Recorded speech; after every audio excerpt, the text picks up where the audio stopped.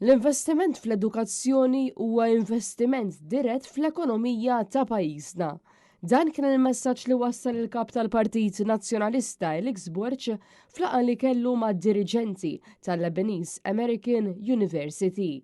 Din l-Università topera campus fil-Libanu u ieħor fi New York. Il-boards tal-amministrazzjoni tagħhom jikkonsisti f'aktar minn 50 direttur li l-maġġor parti tagħhom huma Amerikani. Matul din il-laqgħa li saret fid-Dar Ċentrali tal-Partit Nazzjonalista ġie diskuss fost l-oħrajn il-proġett li qed taħdem fuqu din l-Università sabiex tiftaħ skola f'Malta u l-viżjoni fit-tul li għandhom għal pajjiżna. Min-naħa tiegħu Alex Borch sostna li gvern ġdid nazzjonalista jkompli jipprovdi stabilità, jinvesti f'edukazzjoni ta' kwalità għolja u jiżgura li inizjattivi bħal dawn ikunu allinjati mal-viżjoni usa ta' Malta għall-innovazzjoni u tkabbir ibbażat fuq l-arfien.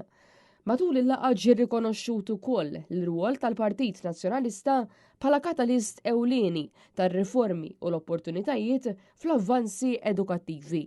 Iż-żewġ naħat iddiskutew l-impatt ekonomiku u soċjali tal-proġett, partikolarment il-potenzjal tiegħu sabiex isaħħaħ it-turiżmu edukattiv u jattira studenti minn pajjiżi barranin.